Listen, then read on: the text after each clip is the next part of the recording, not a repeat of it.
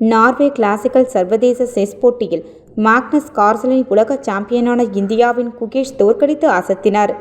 Norway classical சர்வதேச chess போட்டி ஸ்டவாஞ்சர் நகரில் நடந்து வருகிறது. இந்த போட்டியில் இந்தியா சார்பில் உலக சாம்பியன் குகேஷ் மற்றும் அர்ஜுன் எரகசி ஆகியோர் பங்கேற்றுள்ளனர். அதேபோல நார்வாவை சேர்ந்த 5 முறை உலக சாம்பியனான மாக்னஸ் கார்ல்சன் உட்பட மொத்தம் 6 பேர் கலந்து கொண்டுள்ளனர். நேற்று நடந்த போட்டியில் குகேஷ் நார்வேவின் கார்ல்சனை எதிர்த்து விளையாடினார்.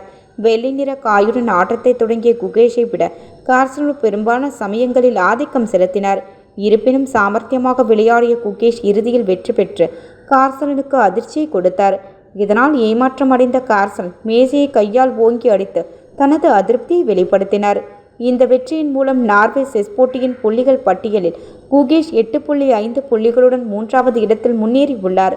கார்ல்சன் மற்றும் அமெரிக்காவின் பாபினோ கரானோவை விட வெறும் 1 புள்ளிகள் மட்டுமே பின்தங்கியுள்ளார். இந்த வெற்றி குறித்து குகேஷின் பயிற்சியாளர் விஷ்ணு பிரசன்னா கூறுகையில், குகேஷின் திறமையை நாம் பாராட்ட வேண்டும். நீண்ட நேரம் அவர் தோல்வியின் விளிம்பில் மட்டுமே இருந்தார். ஆனாலும் அவர் தொடர்ந்து போராடினார். ஆனால் கிடைத்த வாய்ப்பை அவர் சரியாக பயன்படுத்தி கொண்டார். தற்போது அவர் மிகவும் மகிழ்ச்சியாக உள்ளார் என தெரிவித்தார்.